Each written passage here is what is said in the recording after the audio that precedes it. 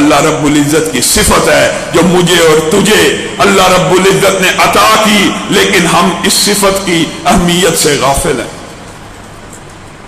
لو کان البحر مدادا لکلمات ربی لنفد البحر۔ اور میرے بھائیوں، اللہ رب العزت کے کلمات، اللہ رب العزت کا کلام اتنا عظیم ہے، اگر 7 سمندر سیاہی بن جائیں، پوری زمین کے درخت قلم بن جائیں، اگر اللہ کے کلام کو لکھنا شروع کریں تو 7 سمندروں کی سیاہی ختم ہو جائے، 7 زمینوں کے درخت جو قلم ہیں رگڑ جائیں، گھسٹ جائیں، لکھ لکھ کے تھک جائیں، ختم ہو جائیں، اللہ رب العزت کے کلمات کی عظمت کو ہاتھ تحریر میں نہیں لا سکتے۔ میں اور آپ ذرا ایک بات بتلائیے،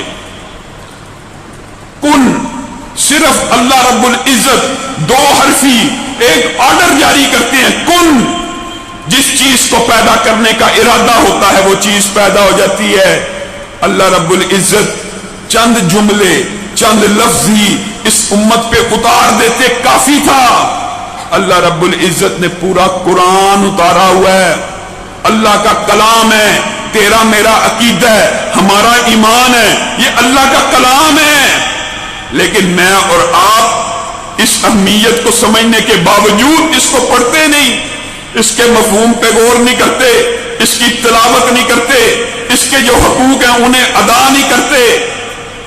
یہ قرآن، اس کو سمجھنا بھی چاہیے، اس کا ترجمہ بھی پڑھنا چاہیے۔ یہ جو معاشرے میں باتیں مشہور ہیں نا، 14 علوم ہوں گے پھر قرآن میں سمجھ آئے گا، اللہ کی قسم یہ مولوی کا گڑا ہوا باطل فلسفہ ہے، یہ ہدی للناس ہے، یہ لوگوں کی ہدایت کے لیے کتاب آئی ہے۔ ہاں، کوئی اس نیت سے ترجمہ کرے گا کہ اس کو میں اپنے عقیدے کے مطابق اپنی مرضی کی چن چن کے آیات ڈھونڈ کے وہاں پہ اپنی مرضی کا ترجمہ کروں گا، پھر ادھر سے گمراہی بھی، انسان گمراہ بھی ہو سکتا ہے۔ اور گمراہی کی جو آیت ہے جس کو بیان کیا جائے، یہ ہدایت کی کتاب ہے جی، اس قرآن میں لکھا ہے، یہ بعض لوگوں کو گمراہ کرتی ہے، صرف اس کو گمراہ کرتی ہے جس کا آیت میں ذکر ہے کہ جو فسق و فجور کی نیت سے اس قرآن کو کھول کے پڑھے گا اس کو گمراہ کر دے گا۔ جو ہدایت کی نیت سے اللہ کے سامنے ہاتھ کھلا کے اللہ کو کہ اللہ تیرے کلام سے مجھے ہدایت ملنی چاہیے، اللہ کی قسم اس کو اس کلام سے ہدایت ملتی ہے۔ اس کی ایک آیت پڑھنا تو بڑی دور کی بات ہے، اس کے ایک حرف پڑھنے کے اوپر اللہ رب العزت نے 10 نیکیاں لکھی ہیں۔ اور سمجھانے کے لیے مجھے اور آپ کو کیا کہا؟ الف لام میم، یہ ایک حرف نہیں ہے، یہ 3 حرف ہیں۔ سمجھانا کیا چاہتے ہیں؟ اگر تجھے ترجمہ نہیں بھی آتا، الف لام میم کا ترجمہ دنیا میں کسی عالم کو نہیں آتا، نہ وہ دعویٰ کر سکتا ہے۔ اگر تجھے ترجمہ نہیں بھی آتا تو پھر بھی اس کلام کی تلاوت کرے گا تو تجھے ہر حرف کے بدلے میں 10 نیکیاں ملتی جائیں گی۔ اور جو پڑھے گا مہارت کے ساتھ، غنا کے ساتھ، تلاوت اور عمدگی کے ساتھ، وہ قیامت کے دن مکرم ملائکہ کی صفوں میں ہوگا۔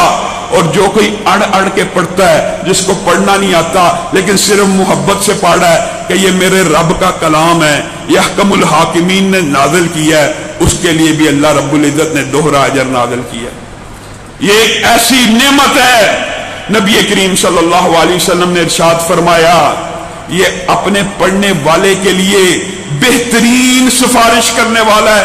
ایسا سفارشی ہے، صحیح حدیث کے الفاظ ہیں، ایسا سفارشی ہے جو اللہ رب العزت سے نہ صرف سفارش کرے گا، نہ جس کی سفارش قبول ہوگی بلکہ اللہ سے جھگڑا بھی کرے گا اور اللہ سے لڑتا رہے گا۔